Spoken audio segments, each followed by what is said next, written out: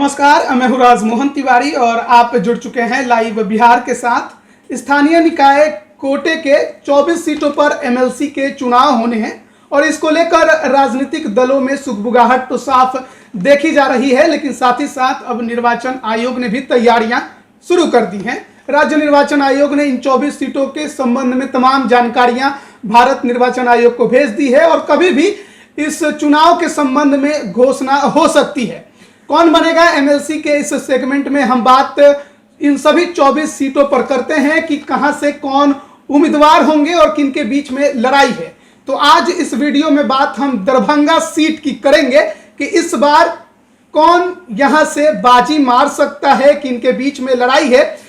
उम्मीदवारों के नाम भी हम आपको बताएंगे, लेकिन उससे पहले थोड़ा पीछे के बैकग्राउंड पर भी नजर डाल लेते हैं कि 2015 में जब एमएलसी का यहां पर चुनाव हुआ था तो किनके बीच में लड़ाई हुई थी। सबसे पहले आपको जानकारी दे दें कि 2015 में जब यहां पर एमएलसी का चुनाव हुआ था तो शायद आपको मालूम होगा कि बिहार के राजनीतिक समीकरण पूरी तरह से बदले हुए थे। यानी एक तरफ महागठबंधन थी जहां पर आरजेडी, जेडीयू और कांग्रेस थी, दूसरी तरफ एनडीए जिसमें बीजेपी, लोजपा और रालोसपा थी। तो उस दौरान दरभंगा के इस सीट पर बीजेपी ने अपना उम्मीदवार सुनील सिंह को बनाया था और दूसरी तरफ आरजेडी ने यहां पर अपना उम्मीदवार मिश्री लाल यादव को बनाया था। उस दफा जो चुनाव हुए थे वहां पर बीजेपी के सुनील सिंह यहां से चुनाव जीत गए थे, लेकिन 2020 में कोरोना की वजह से उनका निधन हो गया। वहीं दूसरी बात यह भी बता दें कि मिश्री लाल यादव जो उस दफा दरभंगा सीट पर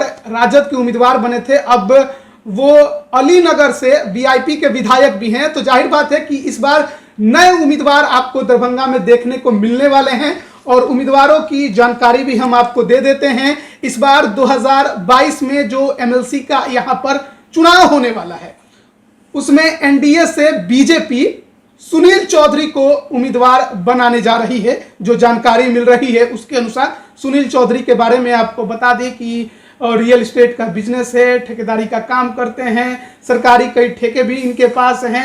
जो एमएलसी के नए अभी हाल में फ्लैट बनाए गए वो भी इनके द्वारा ही बनाए गए हैं। और कशिश न्यूज चैनल के बारे में शायद आपने सुना होगा, तो उसके मालिक हैं, पहले जेडीयू में थे, जेडीयू से 2015 में विधायक भी बने थे, लेकिन 2020 में उनका टिकट कट गया और इस बार उन्होंने बीजेपी का दामन थाम लिया है और इस बार एमएलसी के उम्मीदवार हो सकते हैं दरभंगा से। दूसरी ओर आरजेडी यहां से उम्मीदवार अपना उतारने की तैयारी में है। महागठबंधन में रार इस सीट को लेकर दिखाई दी। पहले कांग्रेस ने इस सीट पर अपना दावा ठोका, उसका कहना था कि हमें यह सीट चाहिए, हम अपना उम्मीदवार उतारने वाले हैं। लेकिन राजद ने जिस प्रकार से स्टैंड लिया है उसको देखकर तो ऐसा लगता नहीं है कि वो कांग्रेस के लिए यह सीट छोड़ने वाली है, क्योंकि उसने यहां पर अपना उम्मीदवार लगभग फाइनल कर लिया है।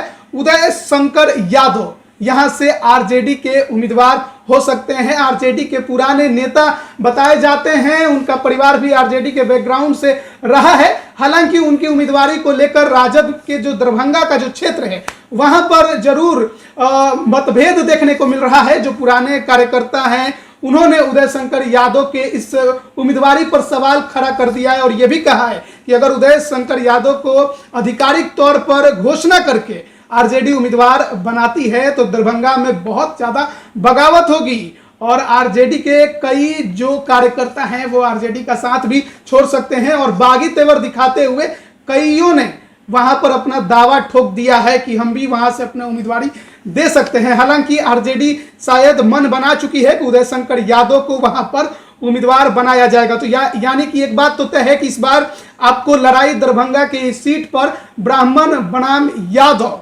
देखने को मिल सकता है। आरजेडी से उदय शंकर यादव और बीजेपी से सुनील चौधरी यहां पर आपको इस बार ताल ठोकते नजर आ सकते हैं। अब देखना है कि बीजेपी जो यहां पर 2015 में जीती थी, क्या वो एक बार फिर सीट पर कब्जा जमा पाती है या नहीं, या फिर आरजेडी कुछ नया यहां पर कर दिखाती है। अब बने रहिए लाइव बिहार के साथ, तमाम अपडेट आगे की सीटों के भी हम आप तक पहुंचाते रहेंगे। आप सभी का बहुत बहुत धन्यवाद। लाइव बिहार यूट्यूब पर सब्सक्राइब और फेसबुक पर लाइक जरूर करें।